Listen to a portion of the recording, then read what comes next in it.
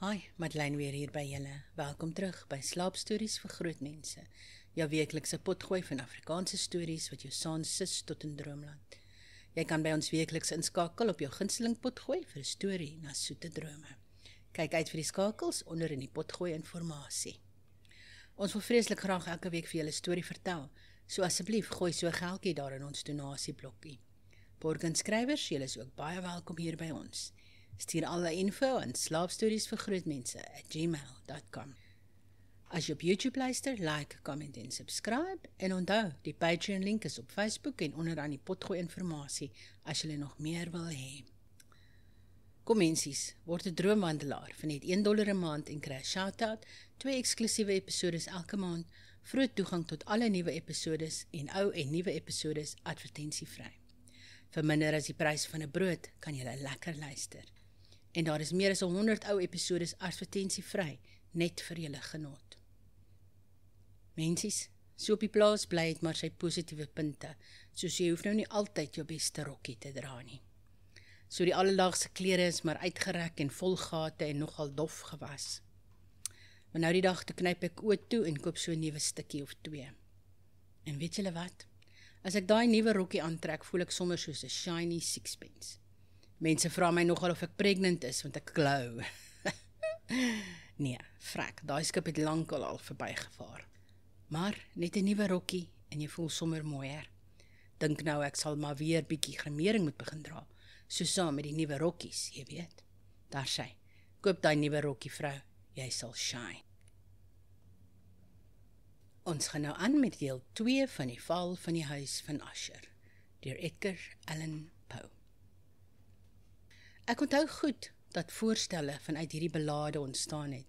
Ons gelei het tot 'n gedagtegang, waarin 'n opinie van Usher duidelik geword het, wat ek nie so seer noem vanweë die nuwigheid daarvan nie, want ander mense het ook so gedink, as vanweë die hardnekkigheid waarmee hy dit gehandhaaf het.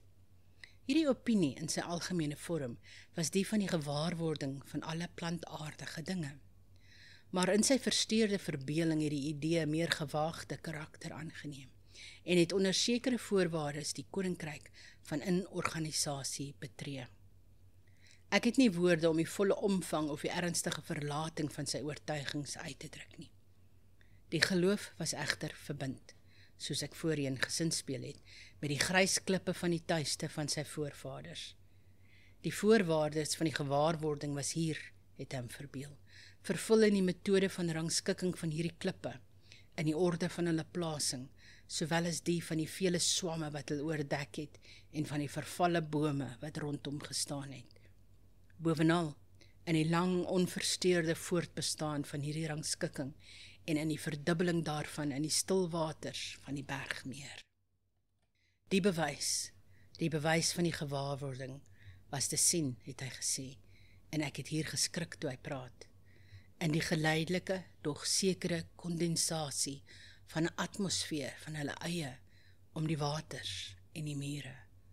Wat ontdekbaar, het hy bygevoeg, in daardie stil, tog aandringende en verskriklike invloed wat vir eeue die lotsbestemming van sy familie gevorm het en wat hom gemaak het wat ek nou sien wat hy was. Sulke opinies benodig geen kommentaar nie en ek sal geen lewer nie. Ons boeke, die boeke wat vir jare nie 'n klein deel van die geestelike bestaan van die sieke gevorm het nie, wat, soos vermoed kon word, in streng ooreenstemming met hierdie karakter van fantasie.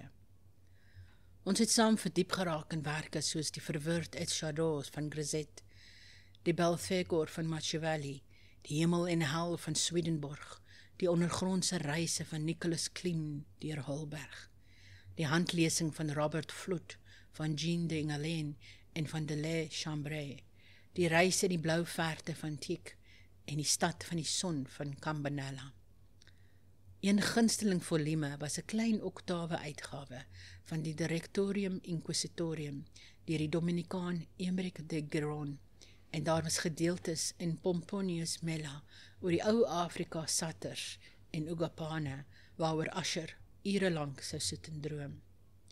Sy grootste vreugde was egter te vind in die deurlees van 'n uiters seldsame en interessante boek in Kwarto Goties, die handleiding van 'n vergete kerk, die Vigilae Mortorium Secundium Corum Ecclesia, Macontenea. Ek kon nie help om te dink aan die wilde ritueel van hierdie werk en die waarskynlike invloed daarvan op die hipokondriak nie. Toe hy een aand, nadat hy my skielik ingelig het dat die dame Madeleine nie meer was nie, sy voorneme bekend gemaak het om haar lijk in 14 dae voor die finale ten aard bestelling te bewaar in een van die talryke kluise binne die hoofmure van die gebou. Die wêreldse rede was egter vir hierdie sonderlike handeling aangevoer is, was een wat ek nie vrygevoel het om te betwis nie. Die broer is tot sy besluit gelei, so het hy my vertel, deur oorweging van die ongewone aard van die oorledene se siekte, van sekere opdringerige en greterige navrae aan die kant van haar mediese manne en van die afgeleë en blootgestelde ligging van die familie se begrafplaas.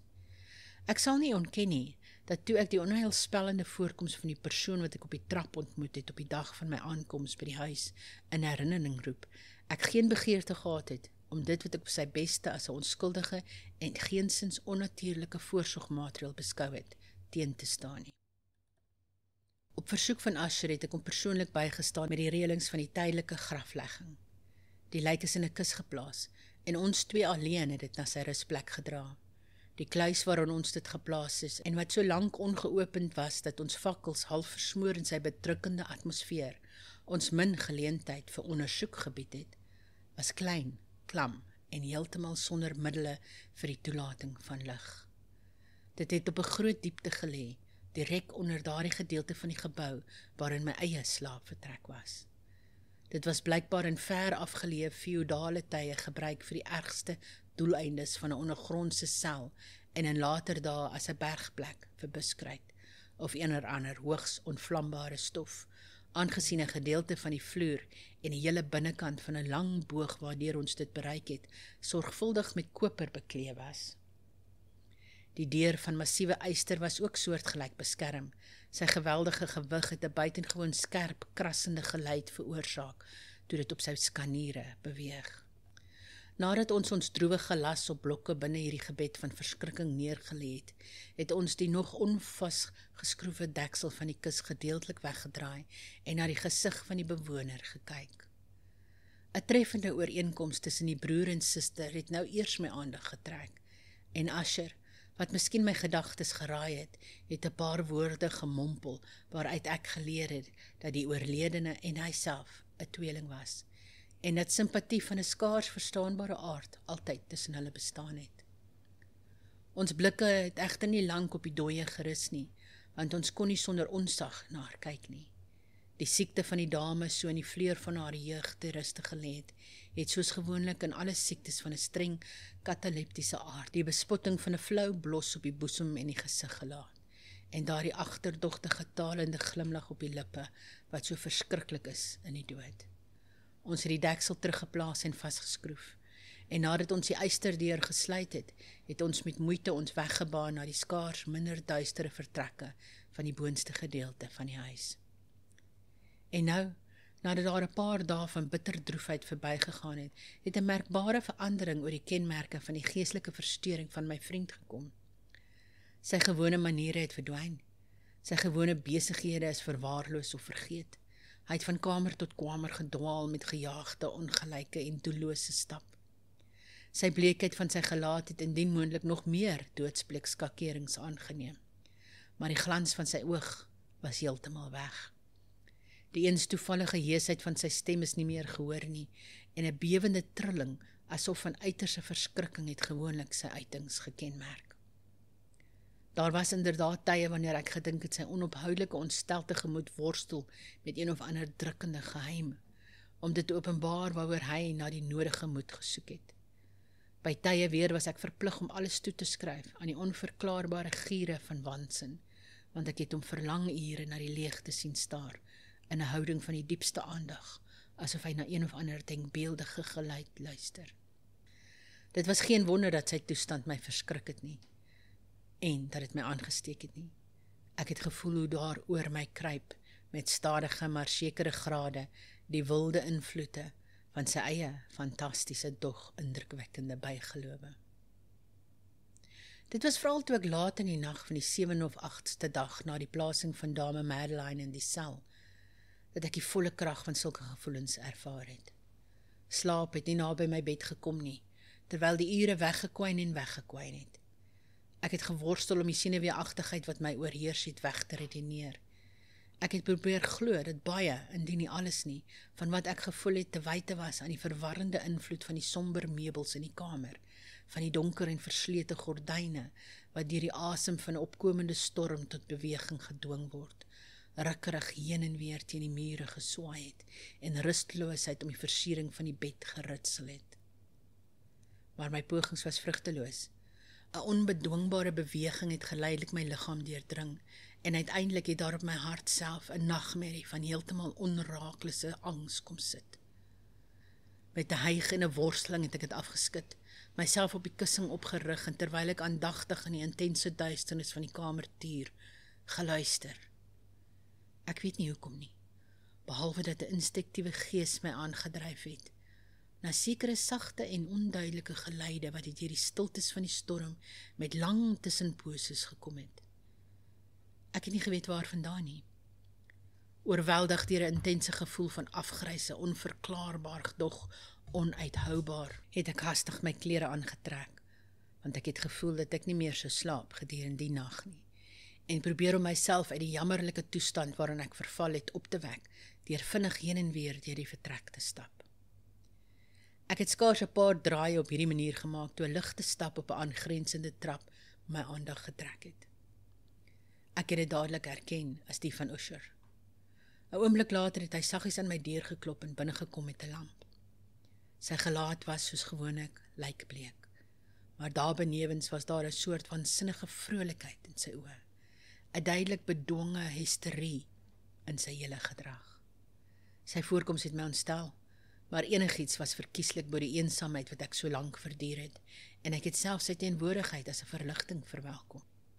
En jy het dit nie gesien nie, het hy skielik gesê, nadat hy 'n paar oomblikke in stilte rondgestaar het. Jy het dit dan nie gesien nie, maar wag, jy sal. Terwyl hy so praat en nadat hy sy lamp versigtig afgeskerm het, het hy na een van die vensters gehaas en het wyd opgegooi vir die storm. Die onstuimige woede van die binnestormende windvlaag het ons byna van ons voete gelig. Dit was inderdaad 'n stormagtige, dog streng pragtige nag, en een wild uniek in sy verskrikking en sy skoonheid. 'n Warrelwind het blykbaar sy krag in ons omgewing versamel, want daar was gereelde en gewelddadige verandering in die rigting van die wind en die buitengewone digtheid van die wolke, wat so laag gehang het dat dit op die torings van die huis gedruk het ons nie verhinder om die lewensgetroue snelheid waar te neem, waarmee hulle van alle kante teen mekaar aangejaag het, sonder om in die verte te verdwyn nie. Ek sê dat selfs hulle buitengewone digtheid ons nie verhinder het om dit waar te neem nie. Tog het ons geen kyk van die maan of sterre gesien nie, en daar was ook geen geflits van weerlig nie. Maar die onderste oppervlakte van die reusagtige massas ontstelde damp, sowel as alle aardse voorwerpe onmiddellik om ons het gegloei in die onnatuurlike lig van 'n flouerige, glimmende en duidelike sigbare, gasagtige uitwaseming wat om die Herehuis gehang het en dit omhul het. Jy moet nie, jy sal dit nie aanskou nie, het ek sidderend aan Asher gesê, terwyl ek hom met sagte geweld van die venster na 'n stoel gelei het. Hierdie verskynsel wat jou verwar is bloot elektriese verskynsels wat nie ongewoon is nie, of dit mag wees dat hulle 'n grieselike oorsprong het in die bedompige wasems van die bergmeer. Kom ons maak hierdie venster toe, die lug is kil en gevaarlik vir jou gestel. Hier is een van jou gunsteling romans. Ek sal lees en jy sal luister, en so sal ons hierdie verskriklike nag saam deurbring. Die antieke volume wat ek opgeneem het, was die mal verhaal van Sir Lancelot Canning, maar ek het meer 'n droewige spot as 'n erns 'n gunsteling van Asher genoem, want in waarheid is daar min in sy lomp en verbeeldinglose wydlopigheid wat belangstelling kon wek vir die verhewe en geestelike idealisme van my vriend. Dit was egter die enigste boek onmiddellik byderhand, en ek het myself oorgegee aan 'n vae hoop dat die opwinding wat nou die hypokondriak ontstel het, verligting mag vind, want die geskiedenis van geestelike versteuring is vol soortgelyke vreemdhede, selfs in die uiterste dwaasheid wat ek sou lees. As ek inderdaad kon oordeel aan die wilde oordrewe voorkoms van lewendigheid waarmee hy geluister het, of oënskynlik geluister het, na die woorde van die verhaal, sou ek myself kon gelukwens met die sukses van my plan. Ek het by daardie welbekende gedeelte van die verhaal gekom waar Ethelred, die held van die verhaal, nadat hy te vergeefs vir vreedsame toegang tot die woning van die kluisenaar gesoek het, voortgaan om met geweld 'n ingang te verkry.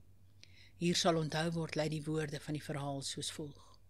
En Ethelred, wat van nature 'n dapper hart gehad het, en wat nou boonop magtig was, vanweë die kragtigheid van die wyn wat hy gedrink het nie langer gewag om met die kluisenaar te onderhandel nie, wat in waarheid van 'n hardkoppige en kwaadwillige geaardheid was, maar toe hy die reën op sy skouers voel en die opkom van die storm vrees, het hy sy knuppel reguit opgelig, en met houe vinnig ruimte in die planke van die deur gemaak vir sy gepanseerde hand.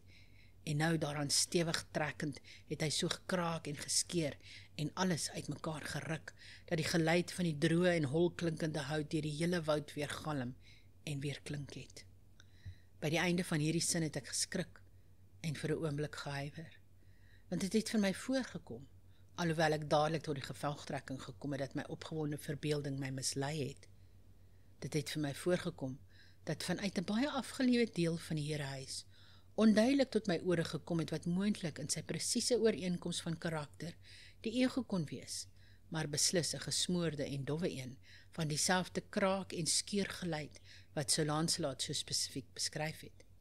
Dit was sonder twyfel slegs die toevalligheid wat my aandag getrek het, wat termidde van die geratel van die vensterrame en die gewone vermengde geluide van die steeds toenemende storm, het die geluid op sigself sekerlik niks gehad wat my sou interesseer of versteur nie.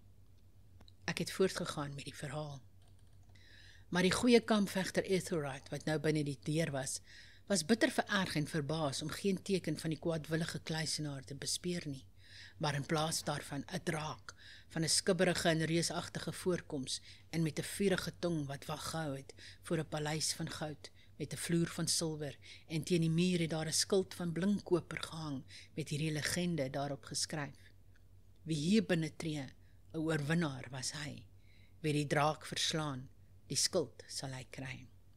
En Ethelred het sy knuppel opgelig en op die kop van die draak geslaan, wat voor hom geval het en sy pesagtige asem opgegee het met 'n gil so verskriklik en hard en boonop so deurdringend, dat Ethelred genoodsaak was om sy ore met sy hande toe te druk teen die aaklige geraas daarvan, waarvan die gelyke nooit tevore gehoor is nie. Hier het ek weer skielik opgehou, en nou met 'n gevoel van wilde verbasing, want daar kon geen twyfel wees nie dat ek, in hierdie geval, werklik, alhoewel ek onmoontlik kon sê uit watter rigting dit gekom het, 'n sagte en oënskynlike verafgeleë, maar harde, langgeregte en hoogs ongewone gil of krasgeluid gehoor het. Die presiese teenhanger van wat my verbeelding reeds opgeroep het vir die draak, so onnatuurlike gil, soos beskryf deur die romanskrywer.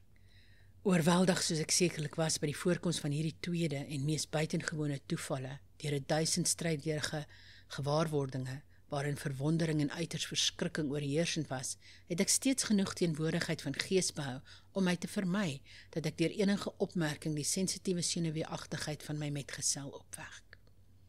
Ek was geensins seker dat hy die geleider ter sprake opgelet het nie, alhoewel daar beslis 'n vreemde verandering gedurende die laaste paar minute in sy gedrag plaasgevind het. Van 'n posisie reg voor my het hy geleidelik sy stoel omgedraai, om met sy gesig na die deur van die vertrek te sit, en so kon ek sy gelaatstrekke slegs gedeeltelik waarneem, alhoewel ek gesien het dat sy lippe gebewe het, asof hy onhoorbaar mompel. Sy kop het op sy bors gesak, tog het ek geweet dat hy nie aan die slaap was nie, uit die wye en starre opening van die oog, soos ek dit in die profiel gesien het. Die beweging van sy liggaam was ook teenstrydig met hierdie idee, want hy het heen en weer gewieg met 'n sagte, dog konstante en eenvormige swaai. Nadat ek vinnig van al hierdie dinge kennis geneem het, het ek die verhaal van Sir Lancelot hervat, wat soos volg voortgegaan het. En nou het die kampvegter wat ontsnap het van die verskriklike woede van die draak, aan die koperplaat gedink en aan die verbreking van die betowering wat daarop was, die karkas voor hom uit die pad verwyder, die dapper oor die silwerplaveisel van die kasteel aangestap na waar die skild teen die muur was, wat inderdaad nie gewag het vir sy volle aankoms nie, maar op die silwervloer van sy voete geval het met 'n magtige, groot en verskriklike rinkelende geluid. Skaars het hierdie lettergrepe my lippe verlaat, of asof 'n koperskild inderdaad op daardie oomblik swaar op 'n silwervloer geval het ek bewus geword van 'n duidelike, hol, metaalagtige en klinkende, dog oënskynlike, gedempte weerklank. Heeltemal onseenie het ek op my voete gespring, maar die afgemete wiegbewegings van Asher was onverstoord. Ek het na die stoel gehaas waarin hy gesit het. Sy oë was stip voor hom gerig, en deur sy hele gelaat het 'n klipagtige starheid geheers.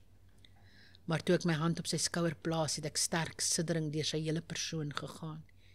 'n Sieklike glimlag het om sy lippe gebewe, en ek het gesien dat hy in 'n sagte, gejaagde en brabbelende gemompel praat, asof onbewus van my teenwoordigheid. Terwyl ek naby oor hom buk, het ek uiteindelik 'n aaklige betekenis van sy woorde ingeslurp. Hoor dit nie?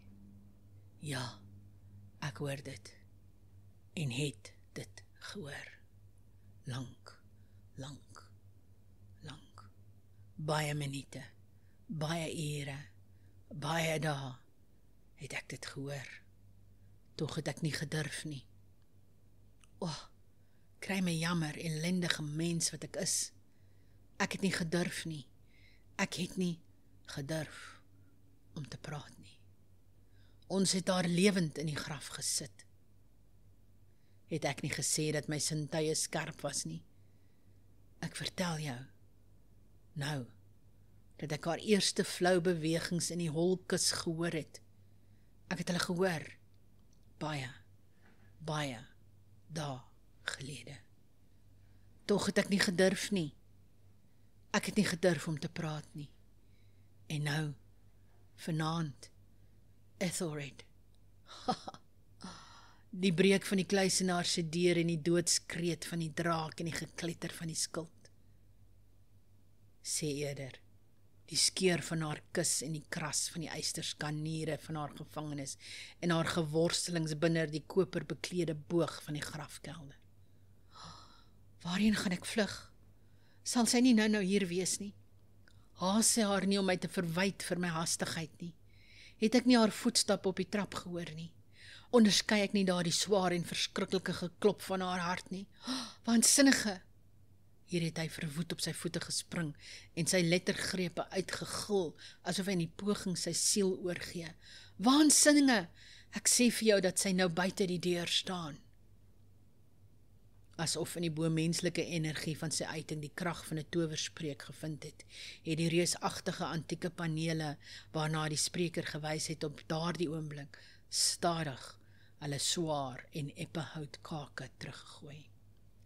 Dit was die werk van die stormende windvlaag, maar toe het daar buite daardie deure wel die lang en verhulde figuur van die dame Madeleine van Usher gestaan.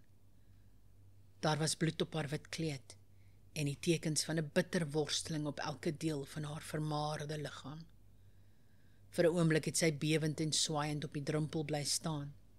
Toe, met 'n lae kreunende gil, swaar inwaarts op die persoon van haar broer geval en in haar gewelddadige en nou finale doodstryd hom as 'n lijk na die vloer gedra en as 'n slagoffer van die verskrikking wat hy voorsien het. Van daardie kamer en van daardie herehuis het ek ontsteld gevlug. Die storm was steeds buite in al sy woede toe ek myself oor die ou pad bevind. Skielik het daar langs die pad 'n wilde lig geskiet en ek het omgedraai om te sien waarvandaan so 'n ongewone glans kon kom, want die enorme huis en sy skaduwee was alleen agter my. Die glans was die van die vol ondergaande en bloedrooi maan, wat nou helder geskyn het deur daardie een skaars sigbare skeur, waarvan ek voorheen gepraat het, as strekkend van die dak van die gebou in 'n zigzag rigting tot by die basis. Terwyl ek staar het hierdie skeur vinnig weier geword. Daar het 'n felle asem van die warrelwind gekom. Die hele lig van die satelliet het skielik op my sig losgebars. My brein het geduisel toe ek die magtige mure uitmekaar sien bars. Daar was 'n lang, oordrewende, daverende geluid soos die stem van 1000 waters. En die diep, en klam bergmeer by my voete, het nors en stilswyend oor die oorblyfsels van die huis van Asher gesluit. Lekker slaap.